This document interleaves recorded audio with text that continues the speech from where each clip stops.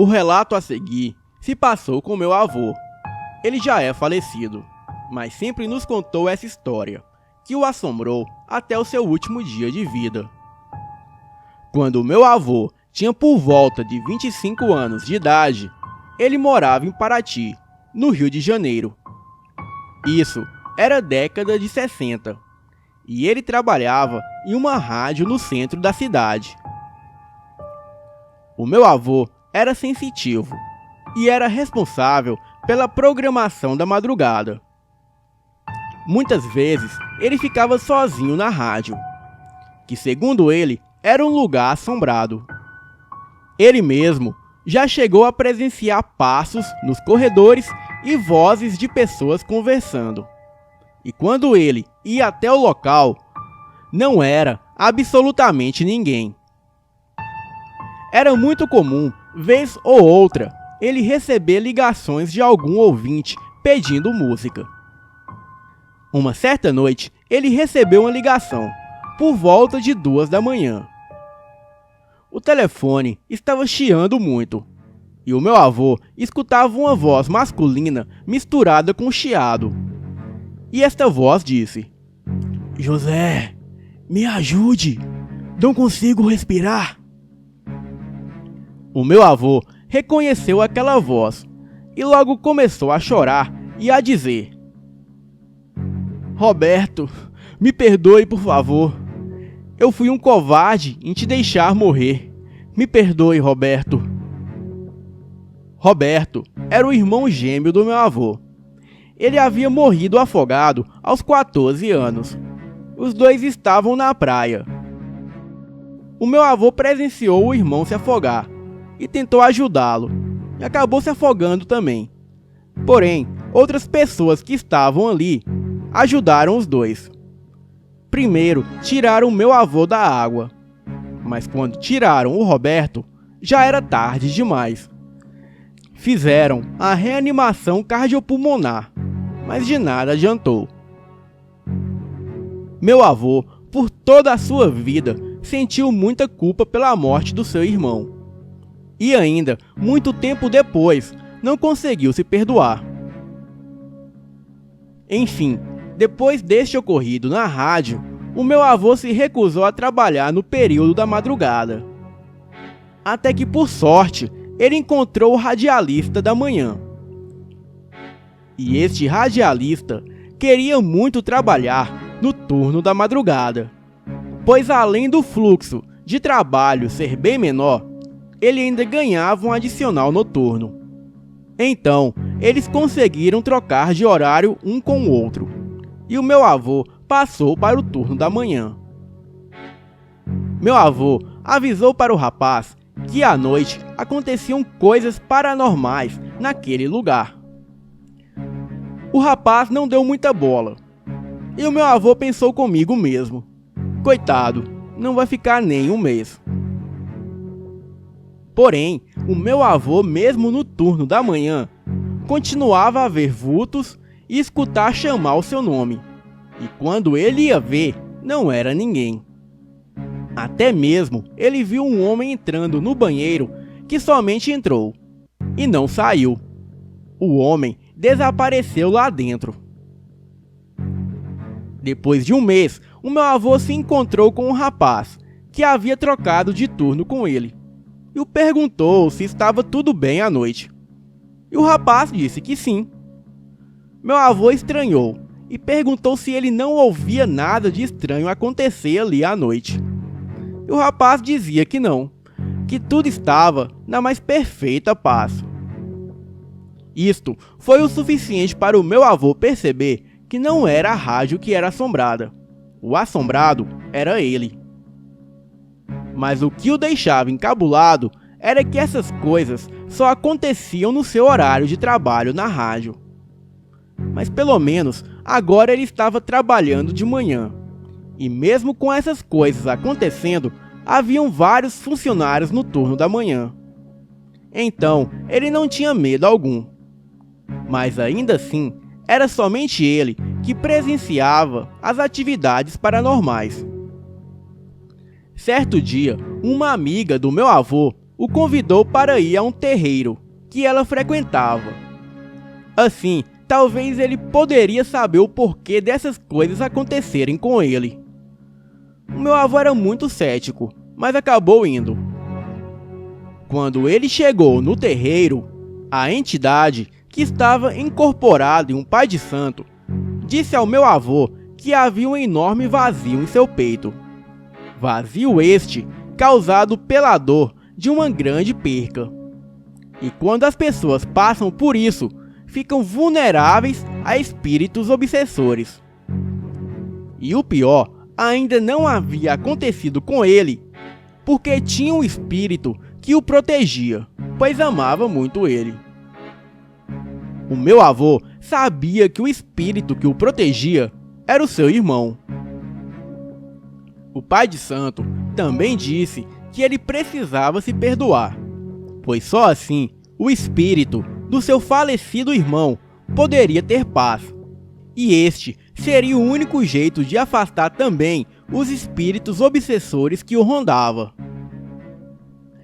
Bem, os dias se passaram, e o meu avô não conseguiu se perdoar, pois para ele era o único culpado por não ter salvo o irmão.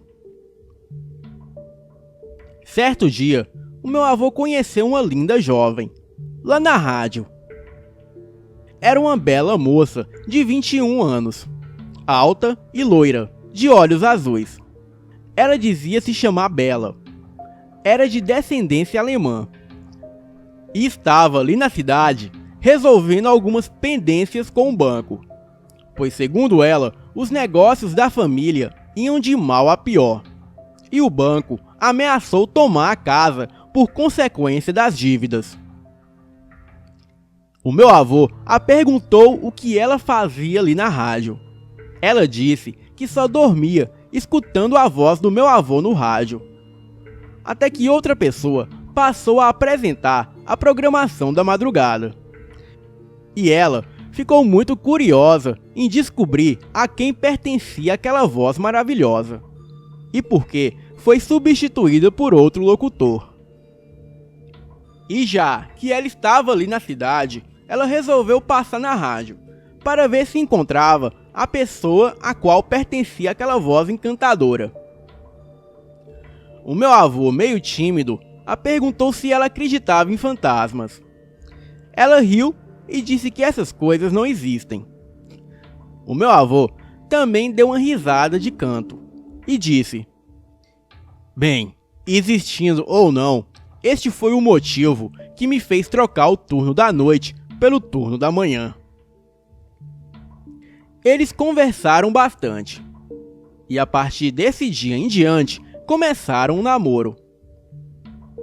Ela morava em uma fazenda que ficava em um vale perto da Pedra da Macela, divisa entre São Paulo e Rio de Janeiro. Apesar do namoro, os dois se viam poucas vezes, devido à distância, que não era muita, mas naquela época tudo era de difícil acesso. Meu avô pegou férias de 15 dias no trabalho, e Bela o convenceu a passar as férias na sua casa da fazenda, e o meu avô estava muito ansioso por isso. E assim ele o fez. Foi uma viagem muito difícil, pois o único ônibus que passava ali por perto só passava uma única vez no dia. Assim que chegou na fazenda, o meu avô conheceu os 3 irmãos de Bela: Marcos, Pedro e Lucas. Todos eram rapazes e tinham entre 24 a 30 anos. E Bela era caçula com 21 anos. Naquela fazenda morava apenas os 4 irmãos e uma tia que era bem idosa. O seu marido havia se matado há 5 anos atrás. Os pais dos irmãos haviam morrido em um incêndio que teve na fazenda. A casa da fazenda era enorme, pareciam com essas mansões de filmes de terror, e não possuía luz elétrica. A iluminação do local era feita por velas e lamparinas. Em outra parte da fazenda existia uma casinha simples, que era onde morava a tia dos irmãos. Meu avô conta que sempre que essa senhorinha via os sobrinhos, ela apertava o passo com a sua bengala.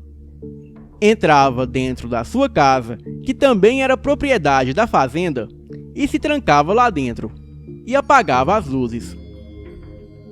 Bela sempre dizia que ela tinha problemas de cabeça, devido à idade.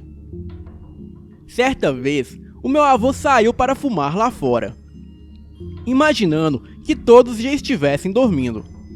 Ele sentou no barranco, próximo a um lago. Jogava fumaça para cima e observava o seu reflexo na água.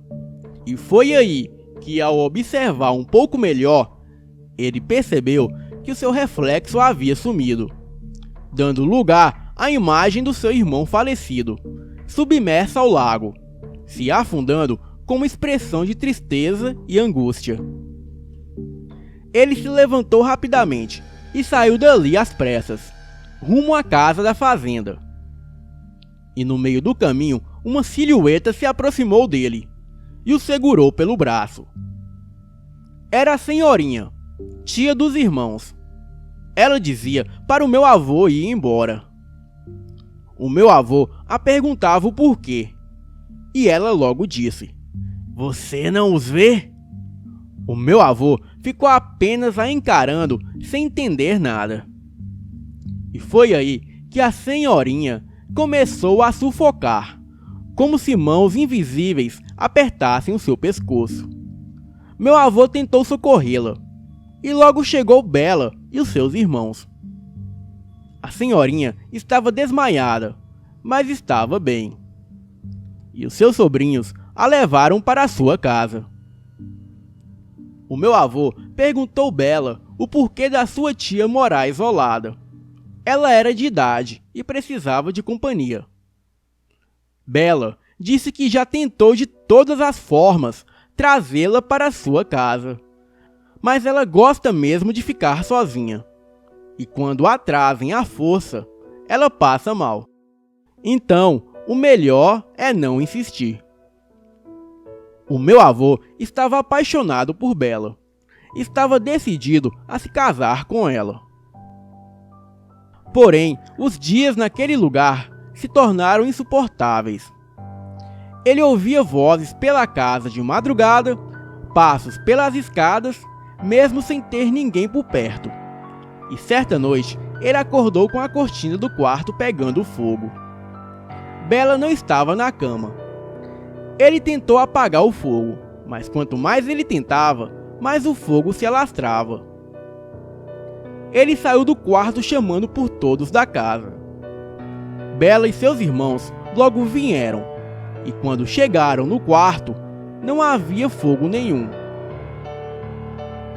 O meu avô relatou que todas as noites, antes de dormir, ele escutava interferência de rádio, como se a rádio estivesse transmitindo algum jogo de futebol. Porém era muito baixo e não havia nenhum rádio ligado, mas aquela interferência ficava em sua cabeça. Certa vez, ele também sonhou que o seu irmão o chamava, lhe dando a mão. Ele se emocionou no sonho e foi ao encontro do irmão. Porém, Bela apareceu chamando pelo meu avô. E ele voltou a atenção para Bela, ignorando seu irmão, que logo desapareceu, com uma cara de desaprovação. Nesse dia, o meu avô acordou de madrugada, assustado, e percebeu que Bela não estava ali na cama, junto a ele, pois os dois sempre dormiam junto como um casal. Meu avô achou isso muito estranho, pois não era a primeira vez que isso acontecia. Ele se levantou e foi procurá-la. E assim que passou pelo quarto do irmão mais novo de Bela, ele ouviu gemidos. Logo reconheceu aquela voz e abriu bruscamente a porta. Daí ele se deparou com algo bem bizarro. Bela estava transando com seu próprio irmão.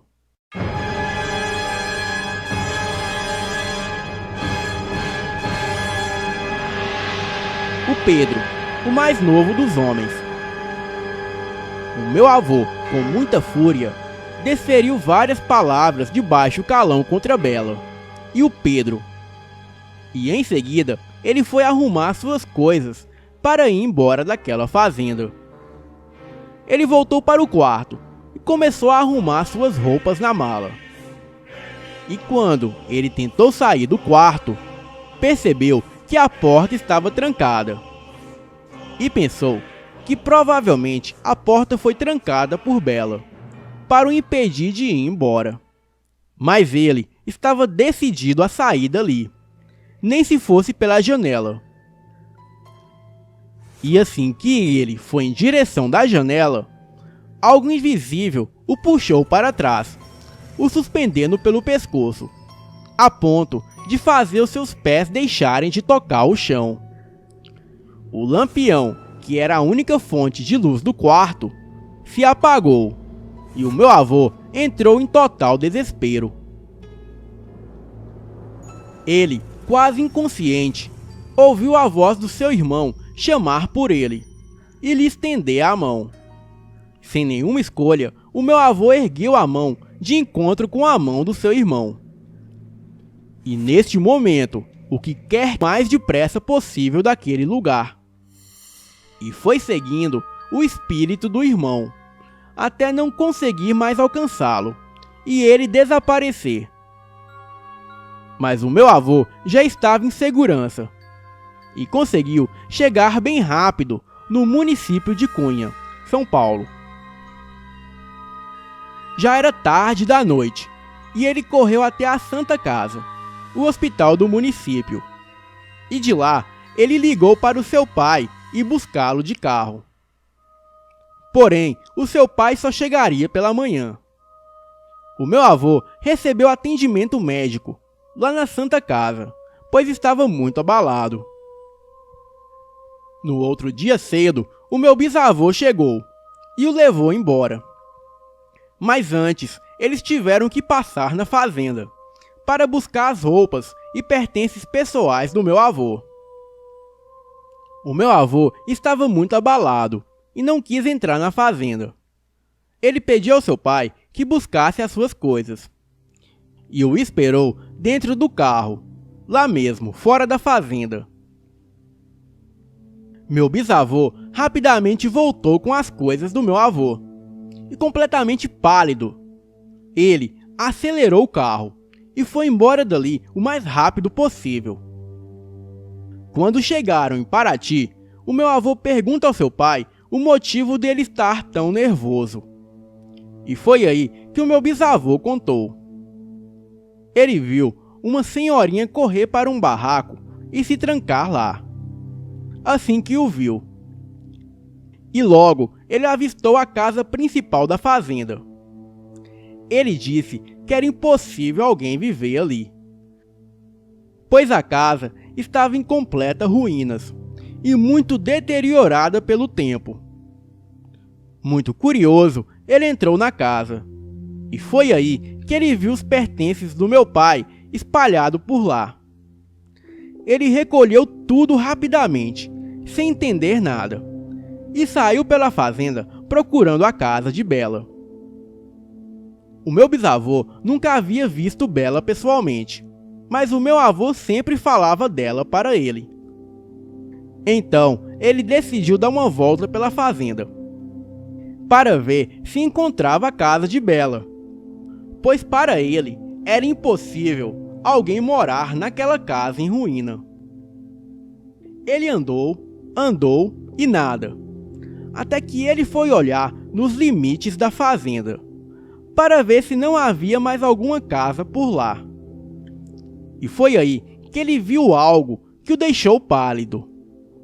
Atrás de umas árvores havia um portão com grades de ferro, muito velho. Meu bisavô passou pelo portão e se deparou com algo muito assustador. Haviam várias sepulturas pelo lugar, todas com um sobrenome em comum. E foi aí que em uma das sepulturas estava escrito Bela Becker. 1935 a 1957. O meu avô, quando ouviu essa história, entrou em desespero e contou ao seu pai tudo o que ele havia passado ali na fazenda. E os dois foram até a polícia descobrir o que havia acontecido com aquela família. A polícia informou que naquela fazenda vivia a família Becker e que os dois filhos mais novos da família, a Bela e o Pedro, tinham um relacionamento incesto. Os pais descobriram e decidiram mandar Bela de volta para a Alemanha. Bela, não aceitando ficar longe do irmão, ela e o irmão mataram os pais envenenados. A polícia da época nem chegou a investigar direito. Mas depois de algum tempo, o Pedro havia confessado o crime para a tia. A tia é a senhorinha, que atualmente na época vivia sozinha na casinha da fazenda. Então, a tia deles contou tudo para o seu marido, que era irmão do pai de Bela, e dos demais. Ele, muito furioso, colocou fogo na casa da fazenda, matando os 4 irmãos, e em seguida se matou com um tiro na cabeça. O que o meu avô viveu naquele lugar, com certeza foi uma atividade paranormal causada por espíritos que se chamam impressão. Pouco tempo depois, ele recebeu a notícia que a senhorinha da família Becker havia morrido há pouco tempo, pois o seu pai resolveu voltar até a fazenda para conversar com a senhorinha.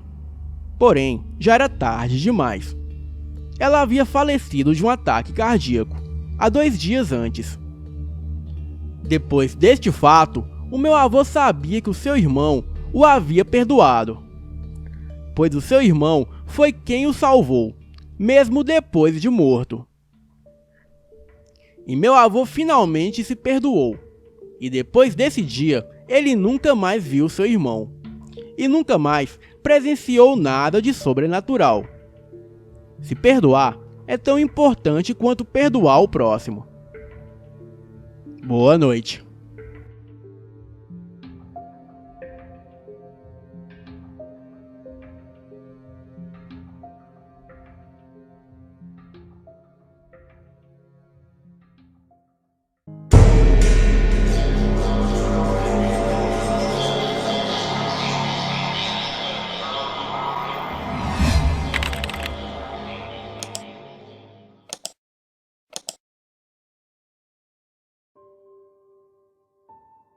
Tudo ocorreu em 2008. Em Porto Alegre, a polícia militar é chamada de Brigada Militar. E é procedimento padrão nos hospitais pronto de socorro chamar a brigada em caso de suspeitas de crimes violentos contra mulheres e crianças. Os brigadianos chamados eram conhecidos pelo apelidos carinhosos de Miudinho e Delicada. O Miudinho tinha o tamanho de um pequeno armário, de 1,80 m de altura. E a Delicada não ficava muito atrás com seu porte de geladeira. Eles foram chamados por causa de uma senhora, que foi agredida junto com um casal de crianças no hospital de pronto-socorro. A cena era de partir o coração. As crianças tinham hematomas de objetos que foram jogados contra as suas cabeças. Cacos de vidros foram retirados do couro cabeludo da menina que chorava inconsolável. E nas suas costas e pulsos haviam marcas indicando que a menina havia sido agredida com um pedaço de pau. O menino tinha um olho roxo e inchado. Também, uma das orelhas estava rasgada e precisou levar 8 pontos. E a sua cabeça havia um corte profundo e também precisou levar 10 pontos na cabeça.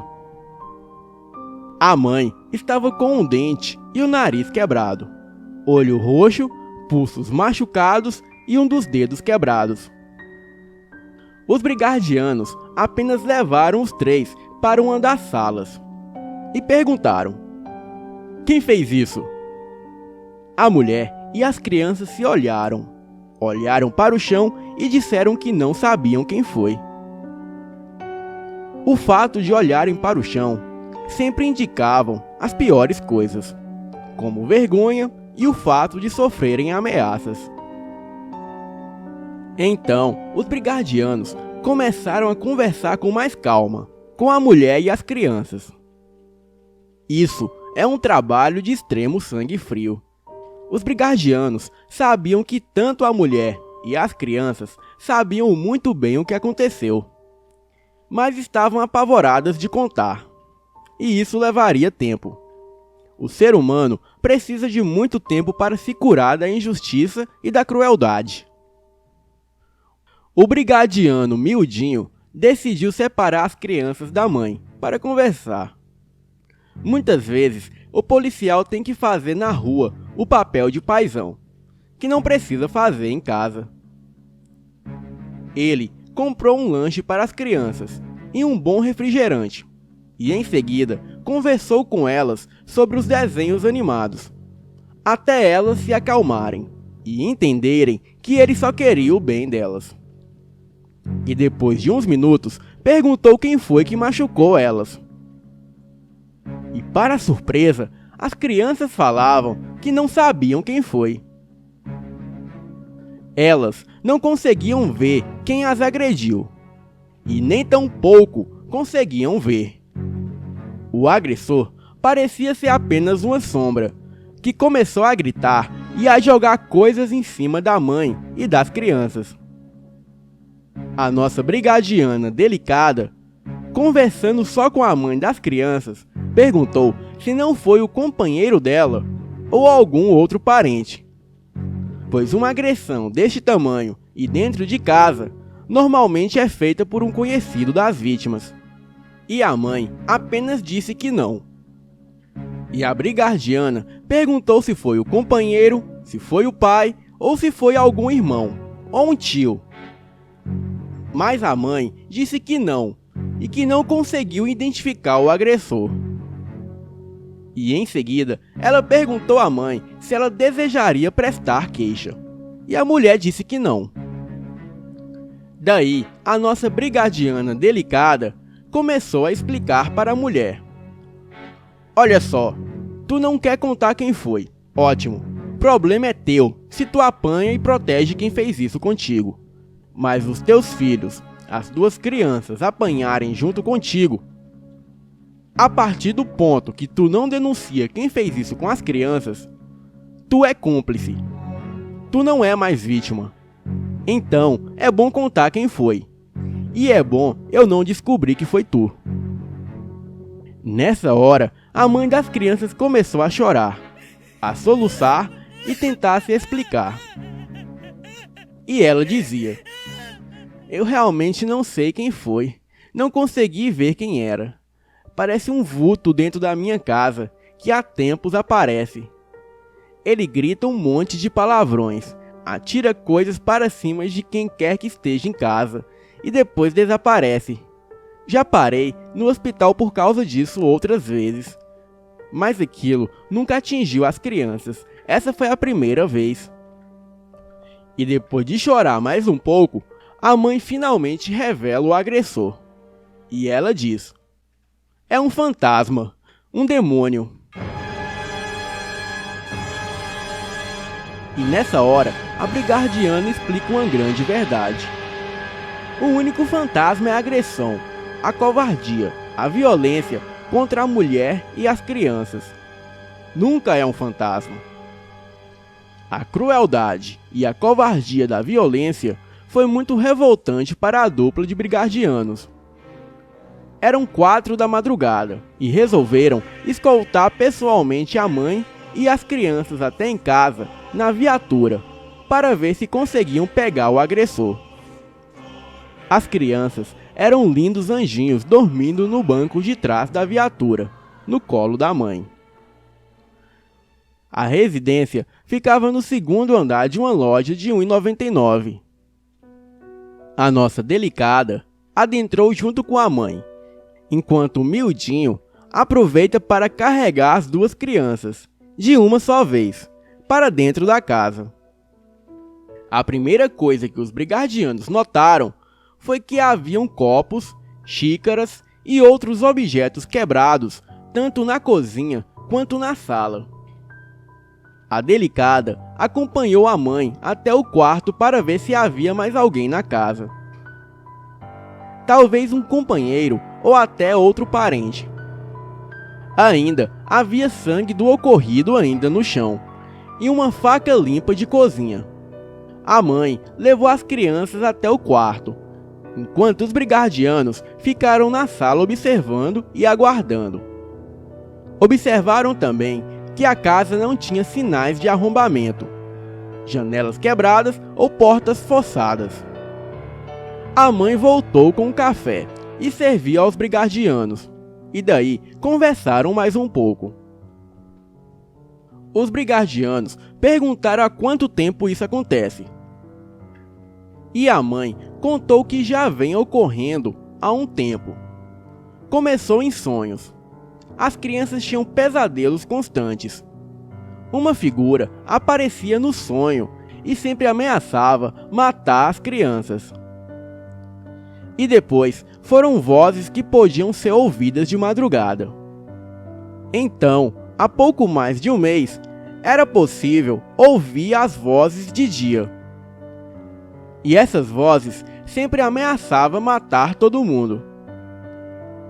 Daí, a mãe começou a frequentar uma igreja evangélica, em busca de conforto e proteção. Um dia, enquanto fazia o almoço, a mãe começou a ouvir as vozes, mandando ela sair de casa. O que fez com que ela resolvesse fazer uma oração, até a voz desaparecer. E foi então que um copo de vidro literalmente foi jogado na testa dela, causando muita dor. A mãe teve que ir ao pronto de socorro. Ela teve uma convulsão e precisou ser medicada. Isso foi há menos de um mês. Outros dias depois, objetos eram derrubados sozinhos ou jogados de madrugada. A família já havia decidido se mudar por causa disso. Para a dupla de brigardianos, já existia uma suspeita, ou de mentira ou de doença mental. Mas não existe maldade nenhuma nisso, já que é muito comum o agressor inventar histórias, até mesmo sobrenaturais, para não assumir a culpa. Bandidos inventam as desculpas mais sobrenaturais possíveis para se justificar. Desde a história dos bêbados falando de ETs, bandidos fingindo demência, ou de uma mãe que protege o namorado agressor colocar a culpa em um fantasma para evitar assumir que os seus filhos foram agredidos. Mas nunca é um fantasma. Os verdadeiros monstros são sempre seres humanos. E então, o brigardiano Miudinho perguntou o que causou o ataque dessa noite. A mulher apenas explica que depois da menina acordar à noite de um pesadelo, mãe e filha resolveram fazer uma oração para fortalecer a fé e a proteção da casa. Elas estavam fazendo a oração na sala, quando de repente começaram a escutar a voz do espírito maligno gritando palavrões e ameaçando matar todo mundo. Mãe e filha continuaram com a oração, até que o menino que dormia no quarto acordou e veio correndo chorando até a sala. Ele estava com a orelha sangrando. A mãe explica que então uma caneca foi atirada na cabeça da menina. Copos foram jogados, pratos e até uma vassoura foi jogada. As crianças choravam de dor com os machucados. Havia muito sangue. E elas gritavam por socorro. A mãe afirma que no desespero chegou a pegar a faca de cozinha e segurar contra o ar. E daí, algo tentou várias vezes puxar a faca das mãos da mãe.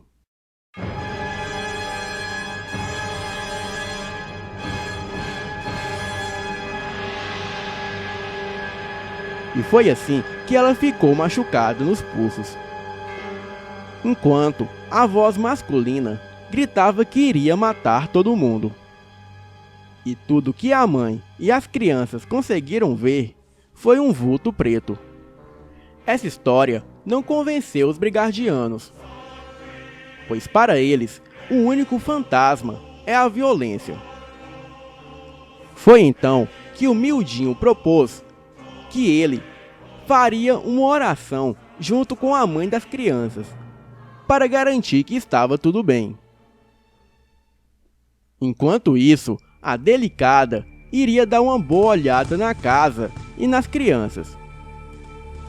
Mildinho começou a fazer a oração ao lado da mãe, enquanto a Delicada começou a olhar de novo a casa. Quando Mildinho terminou de rezar Ave Maria, as crianças acordaram aos berros.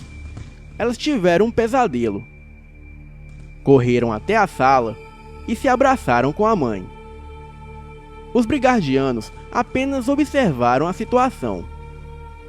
E daí, a mãe e as crianças perguntaram se eles também estavam escutando os berros. Porém, eles não estavam ouvindo nada. As crianças choravam e perguntavam aos policiais se eles não ouviam as vozes ameaçando matar todo mundo. Porém, eles não ouviam nada. A mãe chorava e pedia a eles para fazerem alguma coisa. Mas eles não ouviam nada de errado. Foi quando eles ouviram batidas fortes pela casa.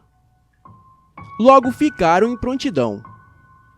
E daí ouviram algo batendo nas paredes, pelo teto e na cozinha. A dupla de policiais também perceberam pratos e xícaras tremendo sozinhos. Uma caneca foi jogada no ar em direção das crianças. O brigadiano Mildinho conseguiu pegar a caneca no ar.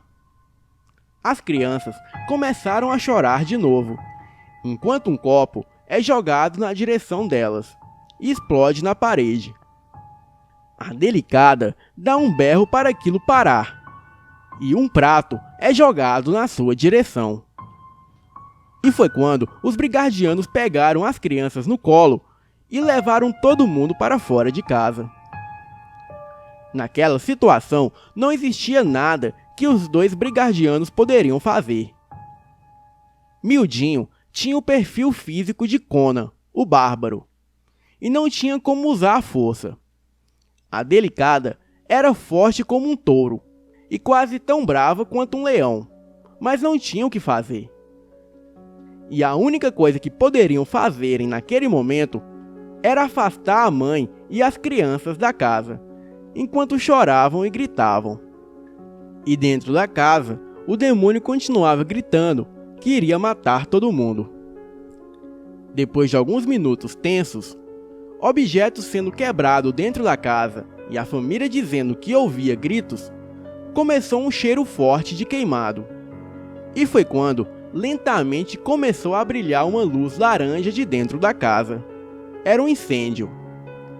Os bombeiros foram chamados, enquanto se podia ver a fumaça preta se formando e tomando conta do interior da casa.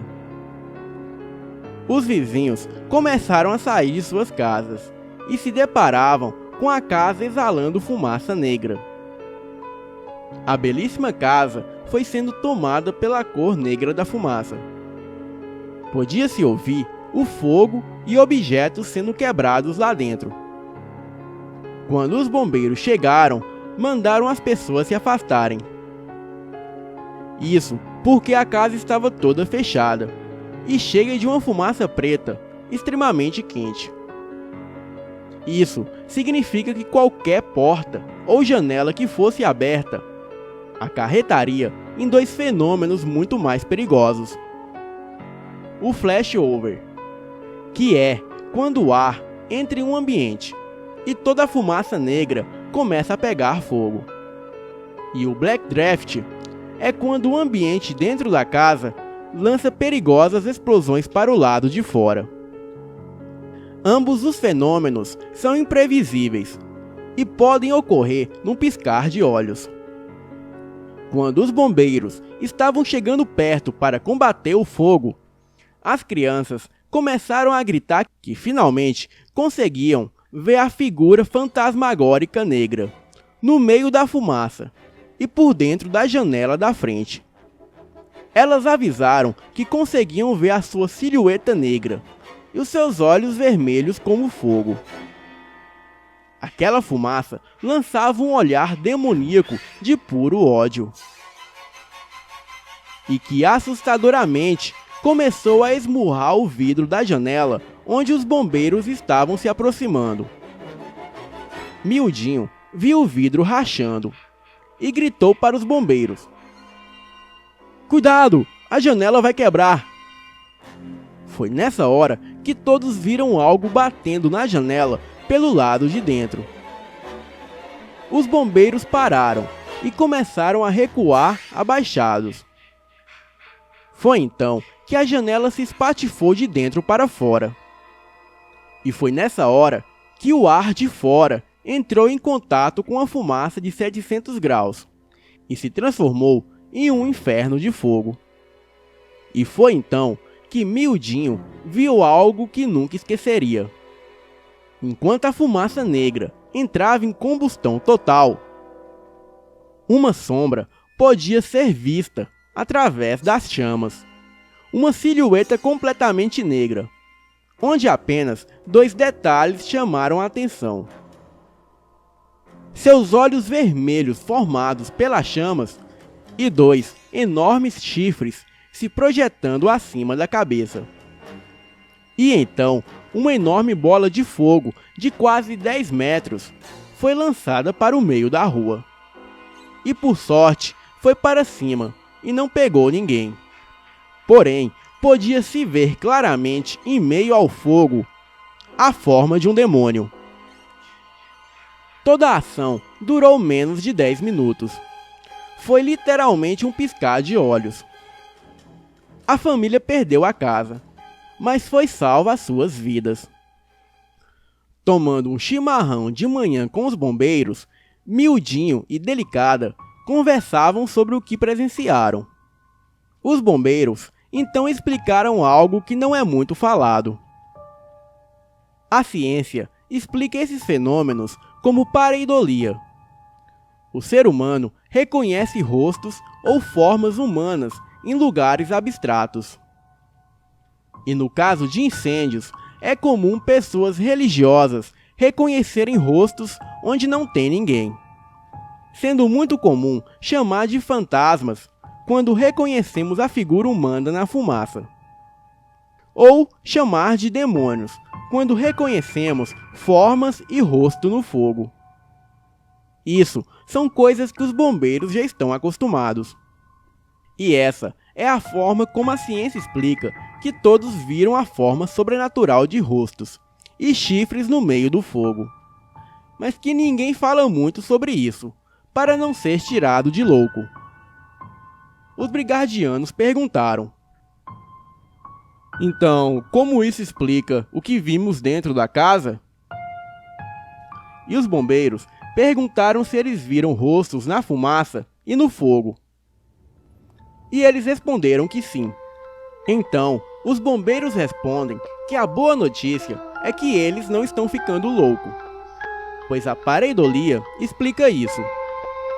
E foi aí que o Mildinho perguntou: "Mas e os copos voando, pratos sendo jogados, o fogo?" E então, o bombeiro responde: "Bem, essa é a parte do serviço que a gente não conta pra ninguém. Boa noite."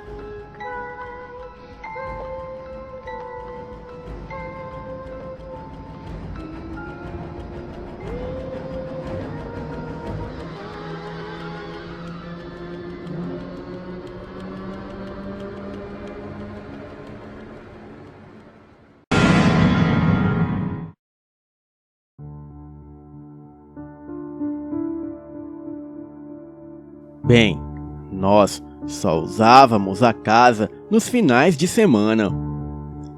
Era uma casa muito boa, com piscina e churrasqueira, e quem conhece a Casa Granja Viana sabe que a vizinhança por lá é bem quieta, e as ruas são completamente desertas.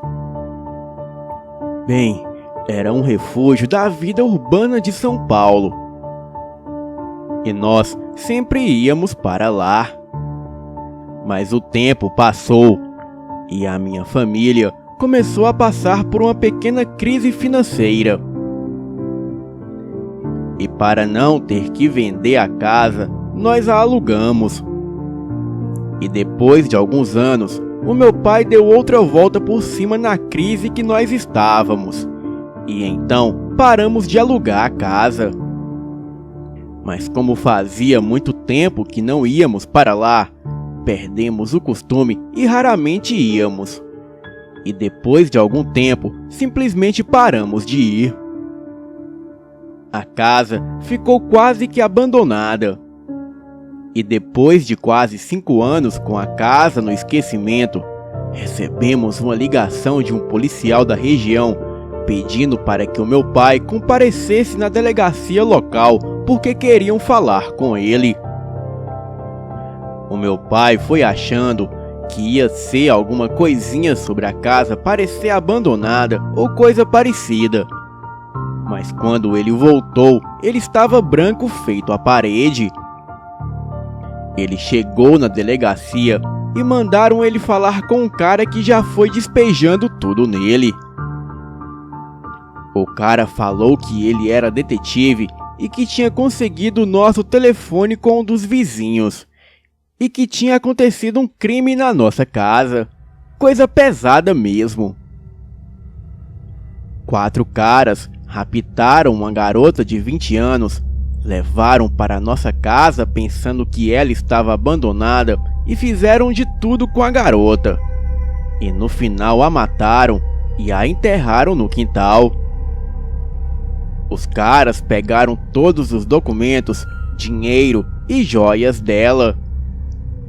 E o pior de tudo é que o detetive falou que esse não era o primeiro crime que acontecia lá. Ele também falou que esses 4 caras já tinham mantido 2 caras reféns de sequestro lá dentro e mataram pelo menos mais 3 integrantes de uma gangue rival e enterraram lá. Eles procuraram e acharam a ossada dos 3 caras no nosso quintal também. Falou que ele não precisava se preocupar, que tinham revirado o quintal todo e não acharam mais ninguém. E que os 4 caras que estavam usando a nossa casa para isso tudo já tinham sido presos. O meu pai estava arrasado, pois tinham invadido o nosso paraíso e transformado ele no inferno. Ele falou que o quintal da casa estava todo revirado, todo esburacado, e a piscina estava completamente imunda. Um dos quartos da casa estava completamente ensanguentado, e o sangue já estava todo seco. Falou que a casa estava fedendo a urina e toda pichada por dentro. Ele falou que a casa estava irreconhecível. Então, a gente resolveu que ia reformar a casa e depois ia vendê-la. Depois de muita dor de cabeça e muito tempo, a casa ficou como era antes. Um quintal bonito e estava toda arrumada e limpa por dentro. A piscina estava em ordem de novo. E novamente havia voltado a ser uma casa decente. Bem, a pena bateu e nós decidimos que não íamos mais vender a casa. E simplesmente íamos esquecer o que tinha acontecido lá dentro no passado e transformar aquilo num lugar feliz de novo.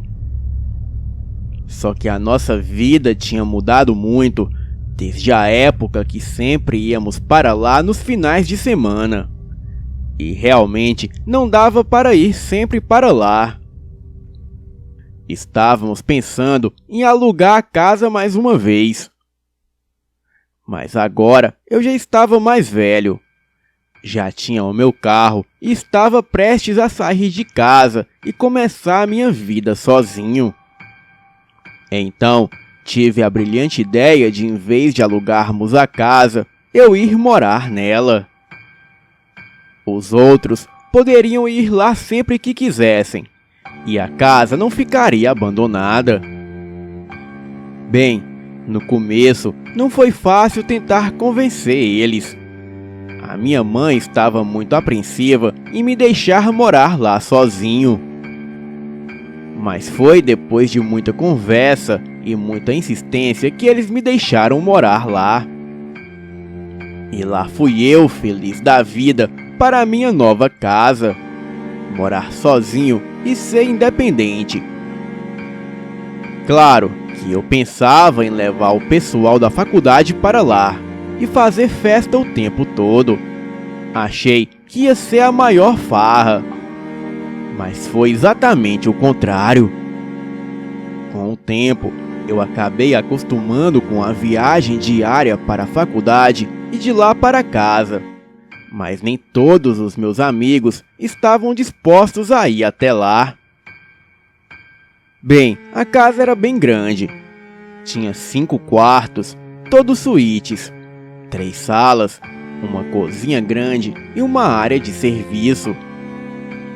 Eu acabei me sentindo muito sozinho lá naquela casa enorme e ficava deprimido constantemente. E depois de um tempo assim, os meus pais deixaram eu chamar alguns amigos da faculdade para morar comigo. Claro que logo eu consegui convencer 2 amigos e uma amiga a ir morar lá comigo. A vida depois disso começou a virar uma festa lá dentro.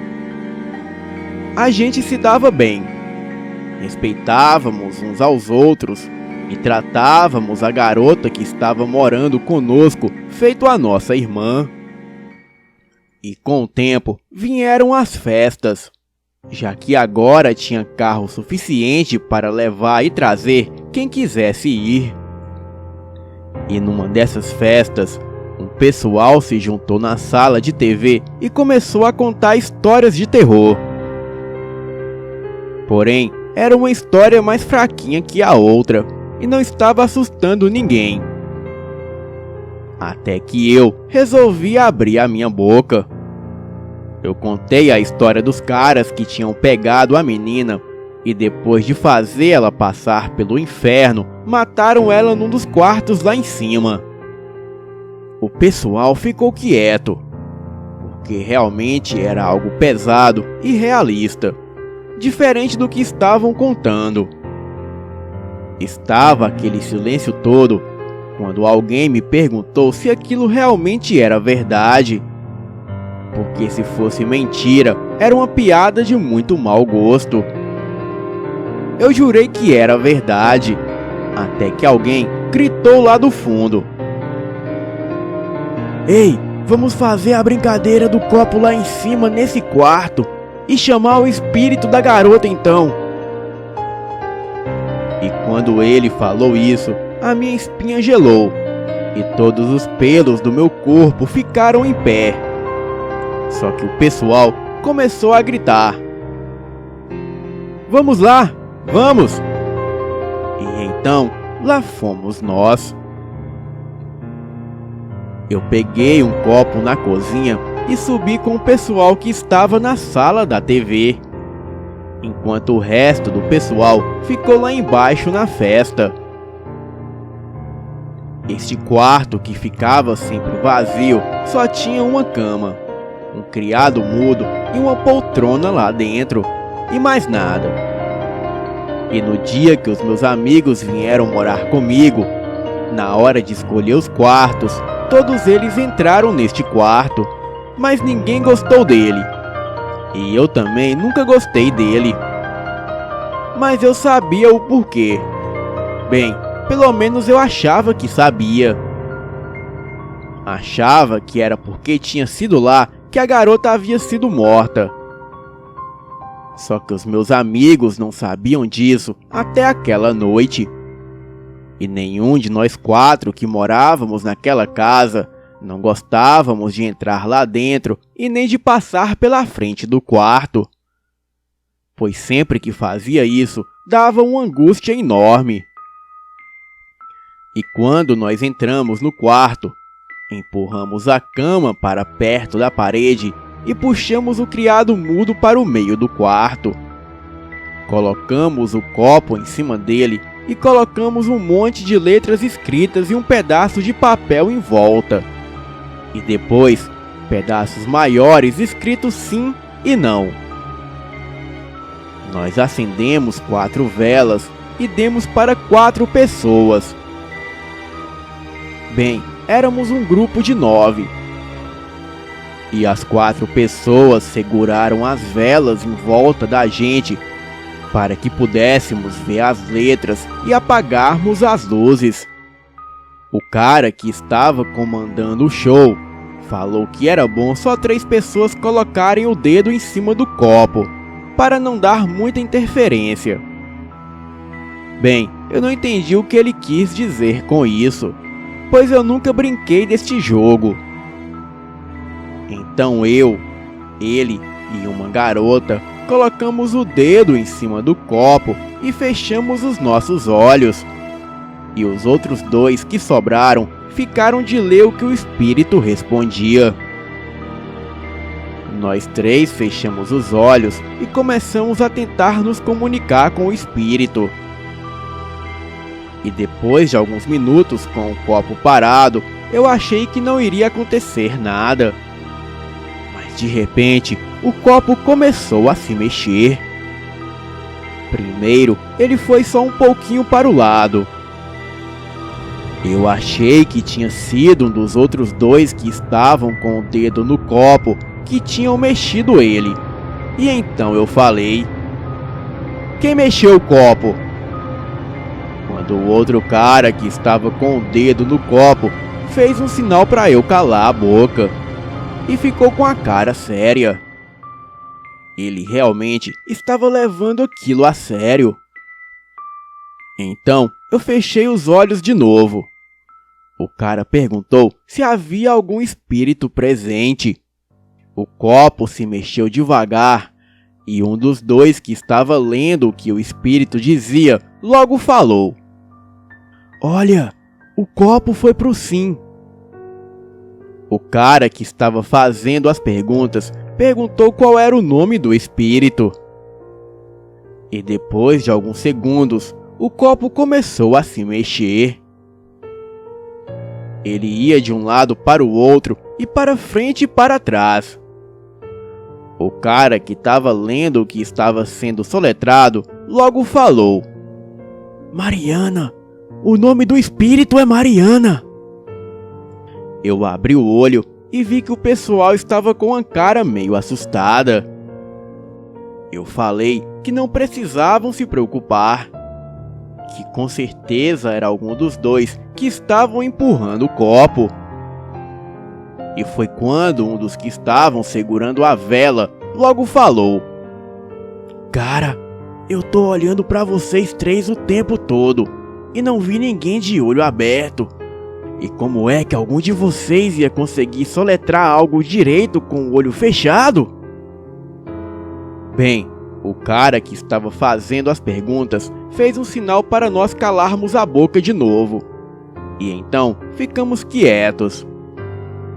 Eu fechei os olhos e então ele perguntou se ela era o espírito da mulher que tinha morrido lá.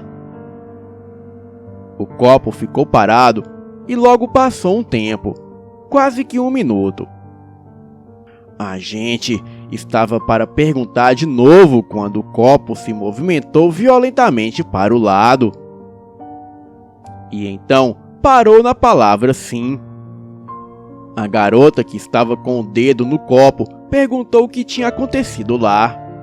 Imediatamente o copo começou a se mexer. O cara que estava lendo falou: "Olha, não tá indo para lugar nenhum, só tá fazendo um 8. O copo ficou fazendo um 8 por um bom tempo. E o cara que estava com o dedo no copo falou que a pergunta era muito complicada para responder. Então o copo parou. E ele perguntou há quanto tempo ela estava lá. Os dois que estavam vendo o que estava sendo escrito começaram a soletrar: "Vão embora." "Vão embora por quê?" O cara perguntou. "Vão embora." E de novo o copo soletrou "vão embora." "Acho melhor a gente parar com isso." "Por quê?" O cara perguntou de novo. O copo começou a se mexer muito rápido, fazendo o sinal do 8. Eu comecei a ficar assustado, porque era praticamente impossível algum de nós conseguir fazer o copo ir tão rápido como estava indo sem fazer ele virar. "Por quê?" O cara insistiu em perguntar de novo. E de repente, uma brisa bateu no quarto. E mesmo com as janelas estando fechadas, ficou frio lá dentro. E as velas se apagaram. O copo havia parado de se mexer e eu ouvi um estalo. Um dos que estavam segurando as velas pulou para o interruptor para acender a luz. E quando o quarto ficou claro, eu vi algo que me fez arrepender muito de ter levado adiante tudo aquilo. O copo estava todo trincado e as letras haviam voado todas de cima do criado mudo. Porém, 5 letras permaneceram lá em cima: a letra E, M, O, R e T. Eu bati o olho e vi que aquelas 5 letras formavam algo familiar. A menina que estava com o dedo no copo simplesmente colocou o dedo em cima do E. E depois colocou em cima do T. E assim formando a palavra morte. E assim que ela tirou o dedo de cima do pedaço de papel, ficou uma manchinha vermelha nele. O dedo dela estava sangrando. Estava com um corte pequeno, porém profundo. Eu acho que ela se cortou quando o copo trincou. E mesmo eu e o outro cara não termos nos cortados, pois realmente não dava para se cortar com o copo trincado, pois o copo não havia soltado lasca nenhuma. Porém, sabíamos que ela havia cortado o dedo do copo, pois o copo estava com um pouco do sangue dela. O cara que havia acendido a luz começou a falar que aquilo já era brincadeira de mau gosto e que já era desrespeitar a garota que havia morrido lá. Porém, aquilo realmente não era brincadeira nenhuma. E quando ele abriu a porta irritado para sair, o resto do pessoal da festa estava do lado de fora, com cara de assustados. Eles falaram que começaram a ouvir alguma garota a berrar histericamente. Mas como ela estava berrando muito, eles resolveram pedir ajuda. Então todos eles subiram correndo, pois parecia que estava matando alguém lá em cima. E quando subiram, viram que aquela gritaria estava vindo de dentro do quarto que nós estávamos. Eles tentaram abrir a porta e ela estava trancada. Porém, nós não havíamos trancado a porta do quarto. Eles falaram que bateram na porta e até tentaram arrombá-la. Porém, a porta não cedeu nem um pouco. E a cada segundo que passava, a gritaria lá dentro ficava mais desesperada e histérica. Porém, a gente não ouviu grito nenhum lá dentro. E muito menos escutamos eles bater na porta. E logo de repente, tudo parou e a porta abriu. A gente jurou que a porta estava aberta, mas ninguém acreditou. Eles acharam que era alguma brincadeira de mau gosto e desceram furiosos, pois aquilo não era brincadeira que se fazia. Depois de um tempo, todo mundo foi embora e nós tivemos que levar a maioria para casa. E quando voltamos, a menina e o outro cara que morava comigo perguntou o que tinha acontecido.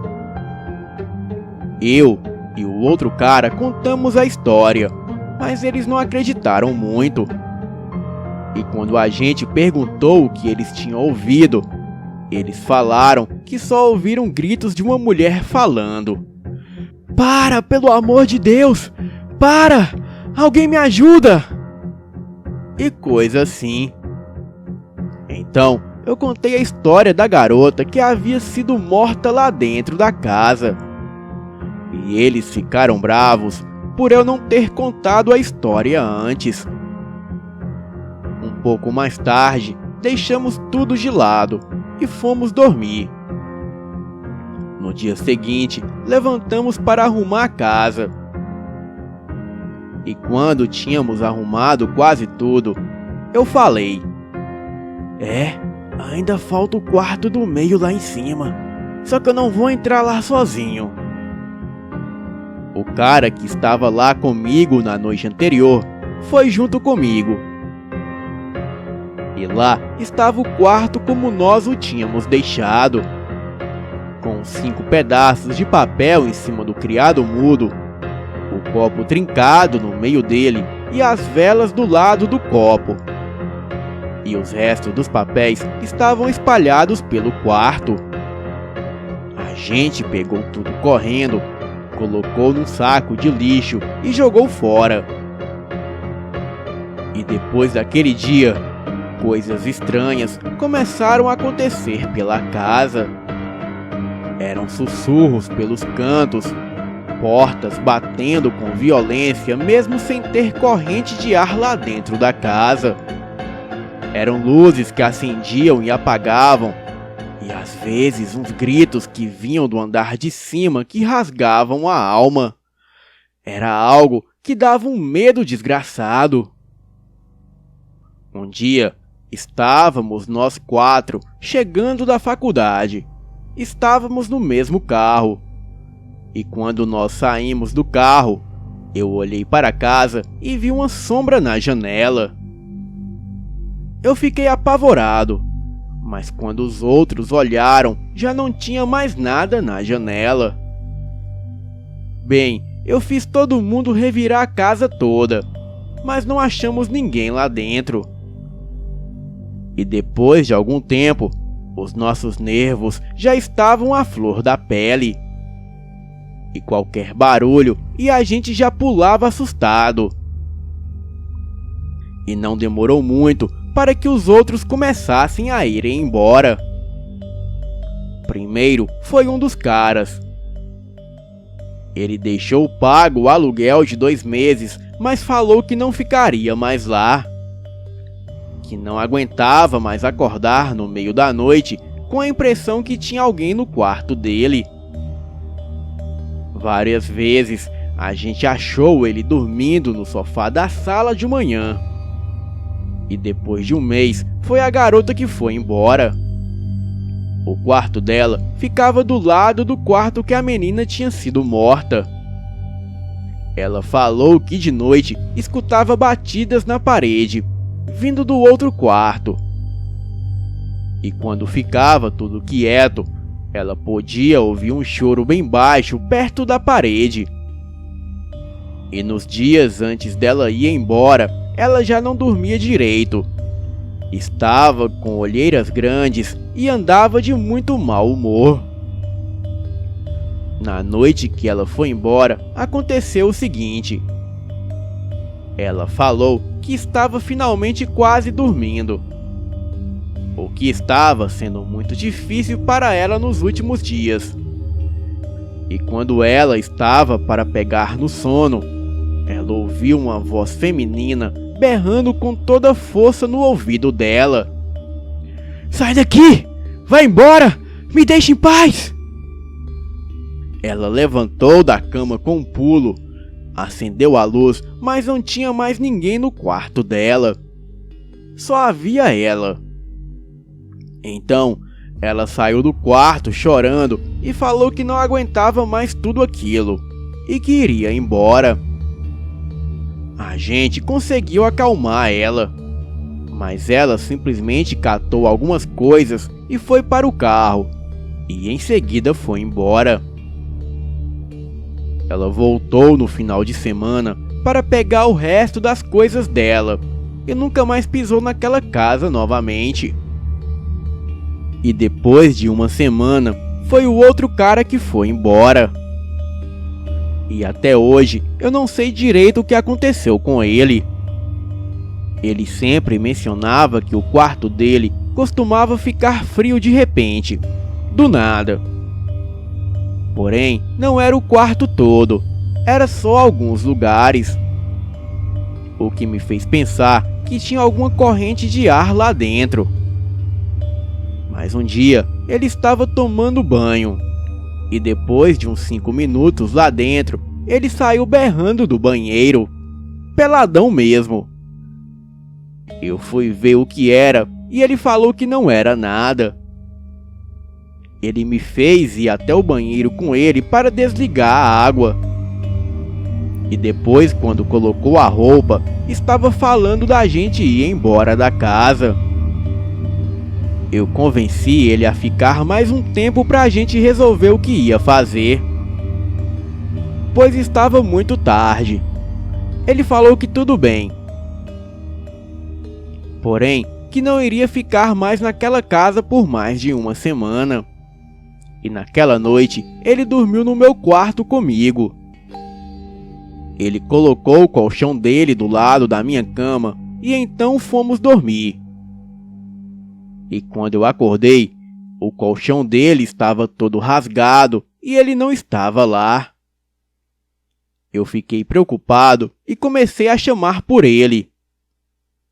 Eu comecei a procurar ele pela casa e depois de um tempo, eu achei ele dormindo dentro do meu guarda-roupa com uma faca de cozinha na mão.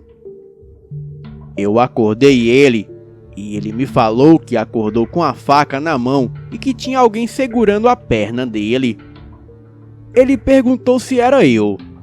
E então ele ouviu um grito desumano e uma mão segurou a perna dele e começou a apertar até machucá-lo. E aí, ele começou a esfaquear o colchão. Em seguida, correu para o armário e se trancou lá dentro. Ele não sabe como eu não acordei com o grito, pois foi um grito bem estridente e alto. Ele pegou as coisas dele e se mandou dali. Bem, eu fiquei lá sozinho por mais um tempo. Porém, eu não aguentava mais aquela solidão. E aquela casa já estava começando a me afetar. E era muito comum eu ir dormir dentro do carro, porque estava com medo de ficar dentro da casa. E depois de um tempo, eu resolvi ir embora da casa, pois eu já estava ficando louco e paranoico. Estava vendo vultos no escuro em todos os cantos da casa. Ouvia sussurros de noite. E no meu quarto, quando estava para dormir, ouvia os gritos vindo do quarto do meio lá de cima. A coisa estava de um jeito, ou eu saía de lá, ou ia parar em um hospício. Bem, eu acabei voltando a morar com os meus pais. Falei para eles que a casa era muito longe da faculdade. E por isso, eu passava o dia todo cansado e estressado. O meu pai tentou alugar a casa. Porém, ninguém permanecia ali por mais de um mês. Atualmente, a casa está sem uso, pois não conseguimos alugá-la e também não a usamos. E acredito que daqui a alguns anos vai estar uma verdadeira casa fantasma abandonada. Bem, eu só sei que eu não chego perto daquela casa de novo. Boa noite.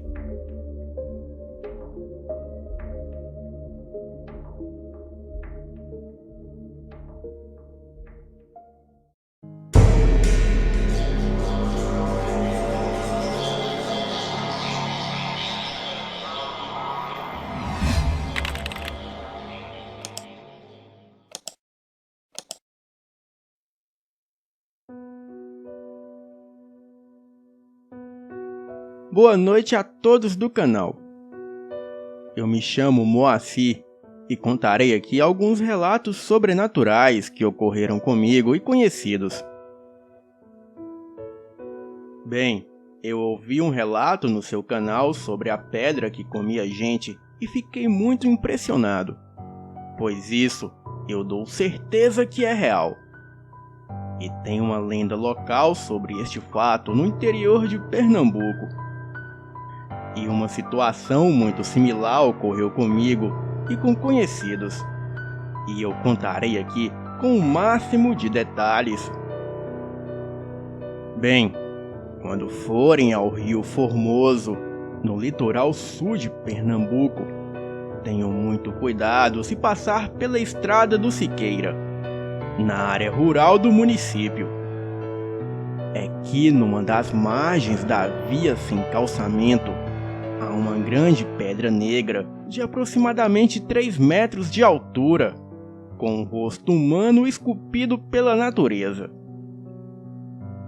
Os habitantes da região chamam a formação rochosa de Pedra do Rei Midas, por acreditarem que a imagem reproduz perfeitamente a face do lendário governante da antiguidade, cuja notória cobiça fazia com que tudo que tocasse virasse ouro. Bem, se fosse apenas pela semelhança com o famoso monarca, não haveria problemas. Mas o que os moradores do município garantem é que sempre à meia-noite a pedra se abre ao meio e dentro dela é possível ver um tesouro dourado ou uma belíssima mulher nua. E quando o passante desavisado, atraído pelo ouro ou pela beldade, entra na passagem aberta da rocha, e assim a pedra se fecha, fazendo com que o curioso desapareça para sempre. Talvez seja por isso que à noite, aquele trecho da Estrada do Siqueira seja tão deserto. Ou será que você duvida e se arriscaria a passar por lá numa noite dessas?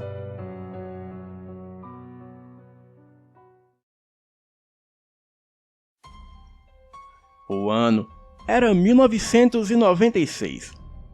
A minha família e eu nos mudamos para o município de Barreiros, em Pernambuco, mais precisamente para um sítio que ficava entre o Rio Formoso e Barreiros. O sítio ficava literalmente no meio do nada, e só tínhamos água encanada, pois a luz elétrica nem existia por lá.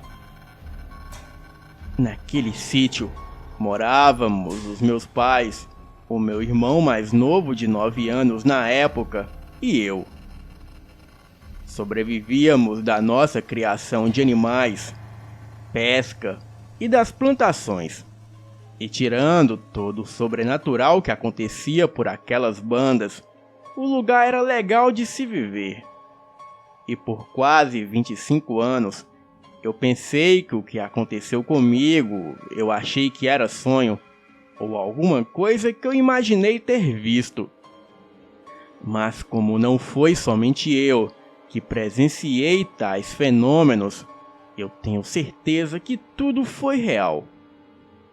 Numa noite, quando eu tinha 16 anos, eu tinha ido dormir bem tarde, porque o meu pai demorou voltar para casa, e eu tive que ficar acordado para abrir a porta assim que ele chegasse.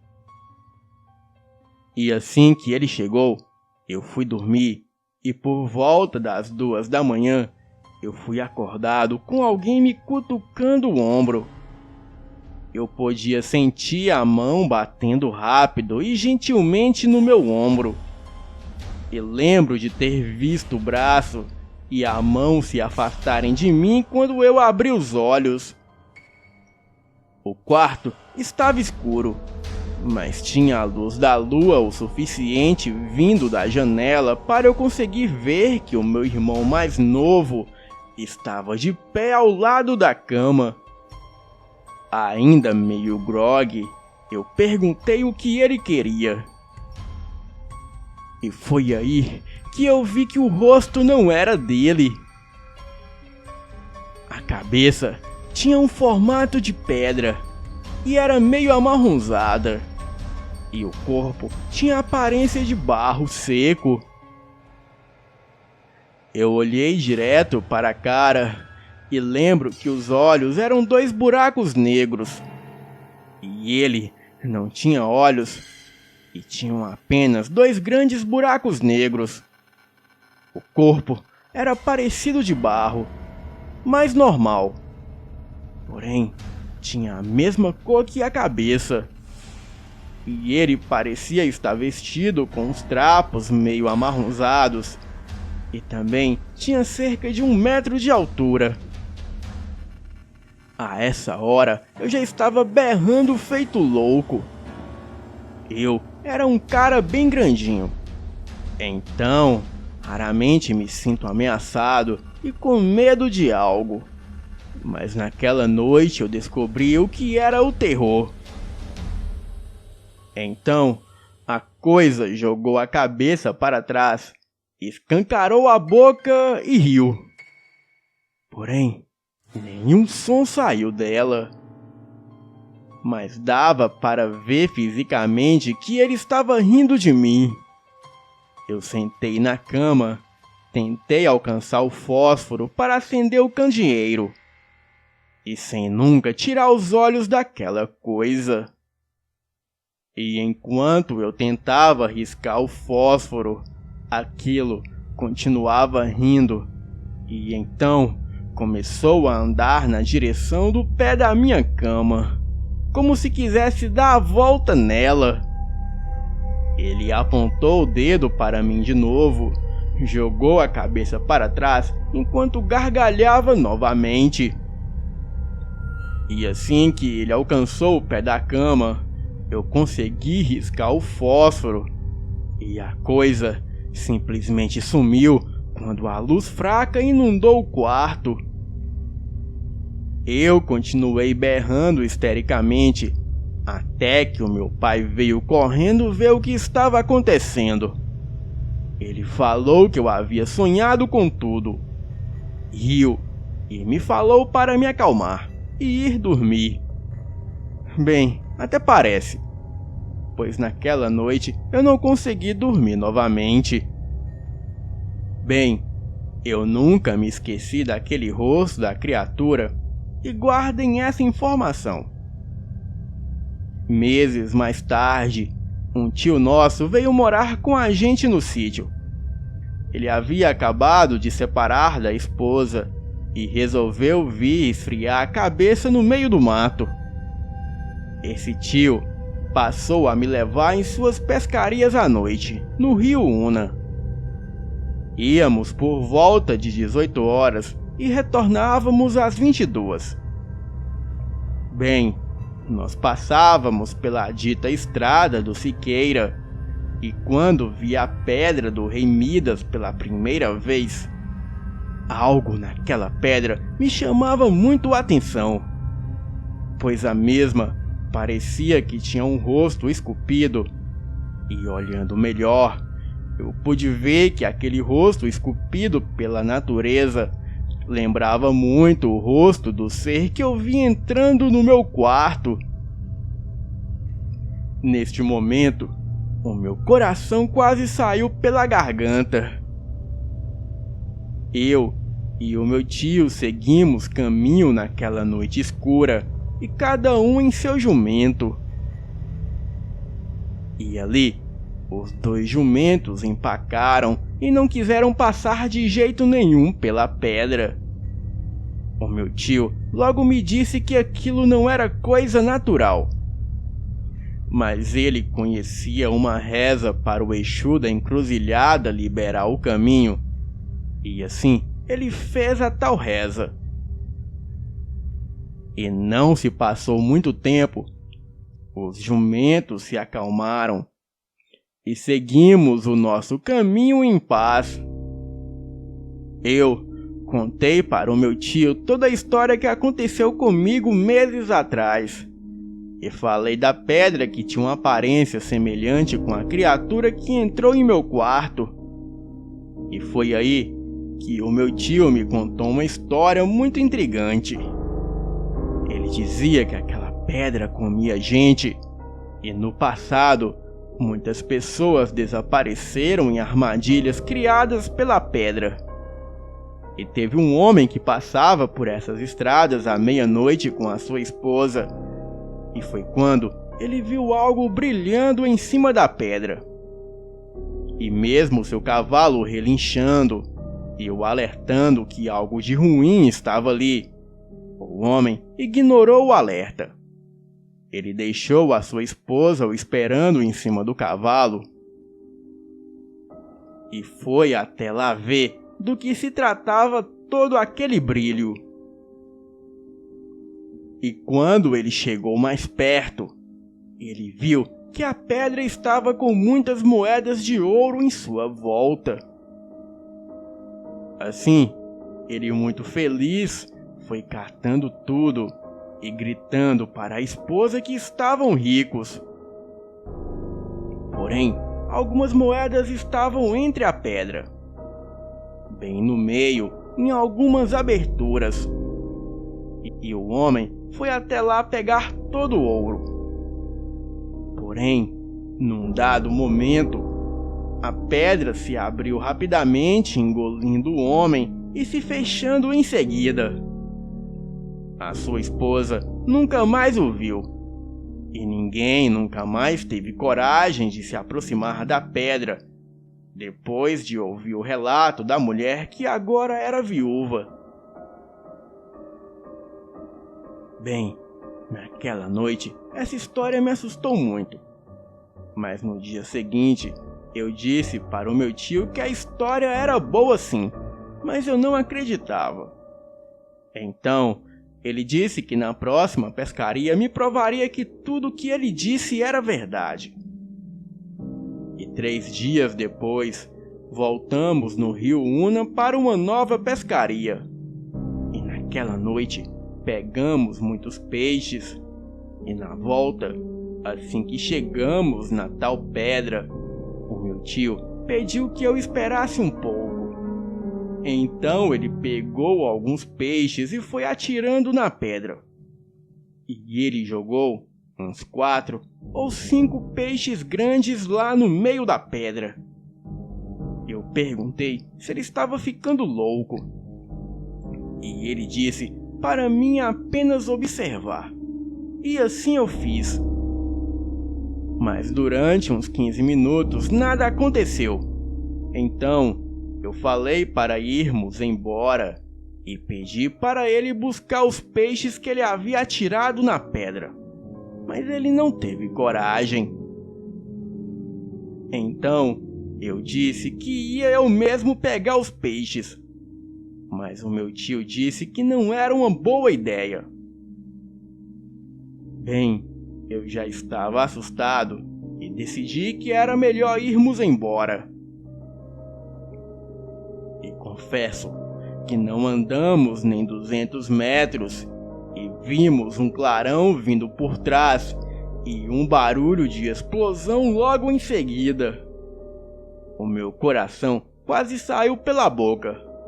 E saímos dali disparados com os jumentos, e apesar de nós não olhar para trás, tínhamos certeza que aquele clarão e o barulho vinham da pedra.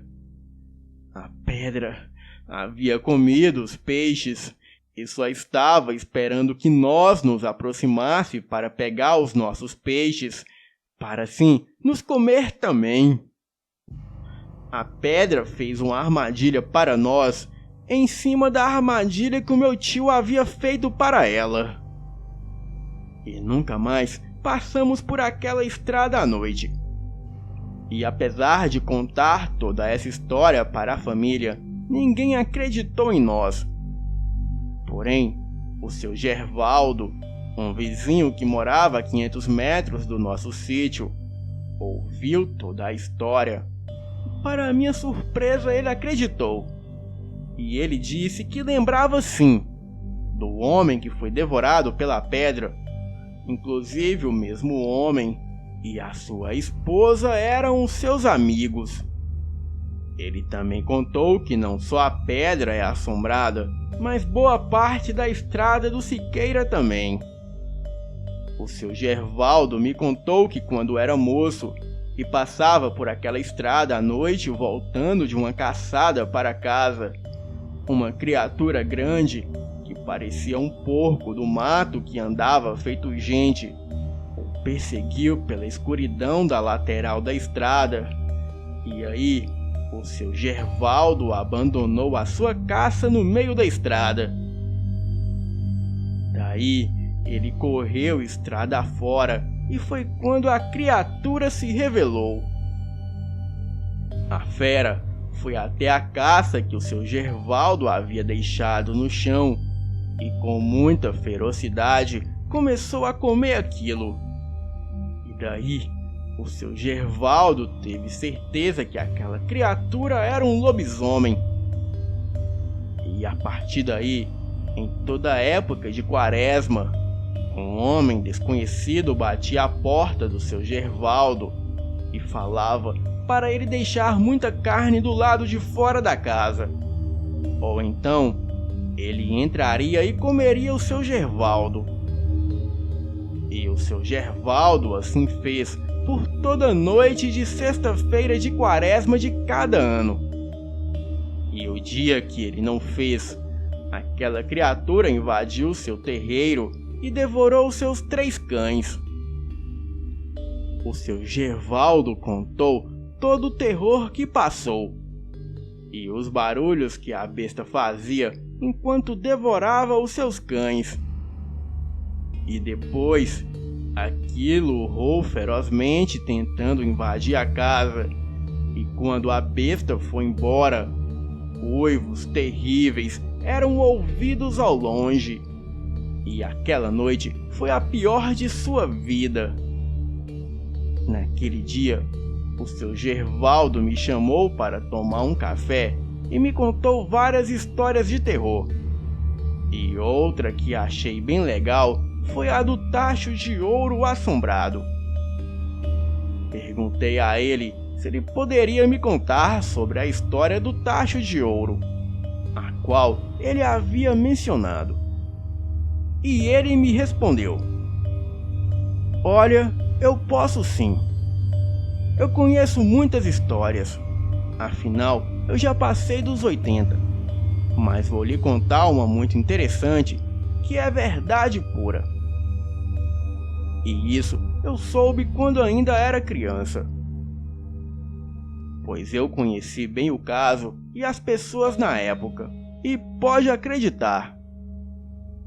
No curral velho onde morava o seu Antônio Nogueira, o velho Eduardo, um antigo escravo, ele sonhou que no forno de torrar farinha havia um reluzente tacho de ouro, e era uma riqueza medonha.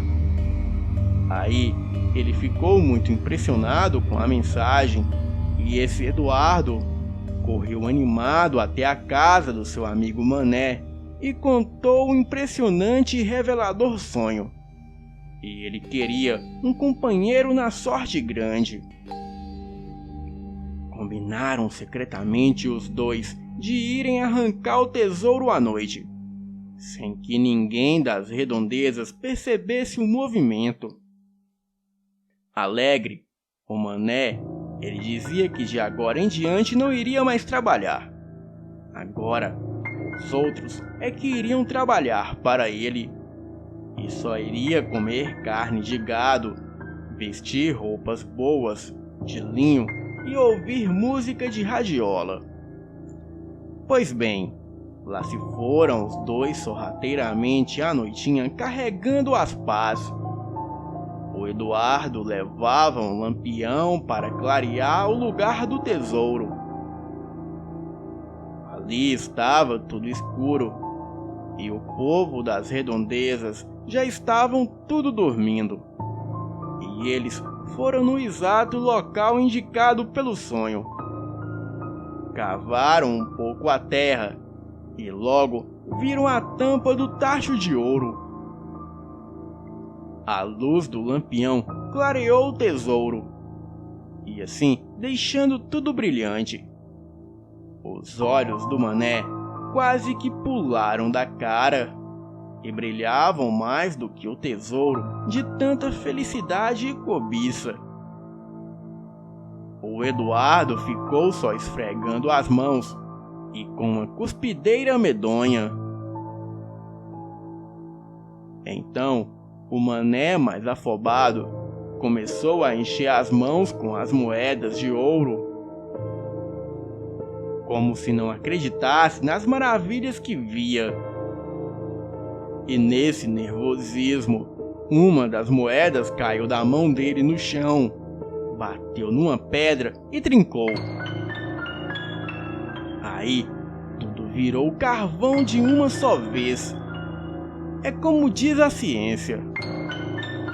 Eles olharam dentro de todo o tacho e agora só havia pedaço de carvão. Tudo virou carvão.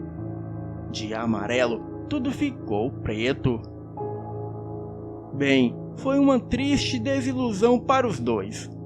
Estavam com tudo nas mãos, todo aquele dinheirão, e agora não tinham mais nada. E estavam mais lisos do que quiabo na goela. Entristecidos pela má sorte, os dois amigos se retiraram desanimados do local e fracassados naquele intento. Perderam a sorte de ficarem ricos por bobeira. E perto do lugar onde aconteceu tudo, havia umas casinhas bem pobres, mas ninguém viu o reboliço do local. E de manhã, um dos caboclos da casa passou pela casa de farinha e viu a arrumação da terra remexida com a escavação. Ele foi lá e viu o tacho cheio de carvão. Estranhou e resolveu investigar. Curioso, o caboclo matutou aquela arte e, por pressentimento, ele deu umas pancadinhas no tacho e o ouro se desencantou na sua vista. O bigode do homem quase entrou pelo nariz, pois era ouro demais. E parece que o cabra era rezador. Conhecia as coisas escondidas. Ele pegou o ouro e desapareceu para sempre. Ficou rico e foi gastar longe. E só depois é que o velho Eduardo e o mané souberam. E foi aí que a dor deles aumentaram. Bem, essa é uma série dos relatos assombrados que uns aconteceram comigo e outros me contaram. Eu ainda tenho muitos outros que aconteceram comigo quando me mudei para uma casa assombrada em Minas Gerais. Porém, contarei em uma próxima oportunidade. Boa noite.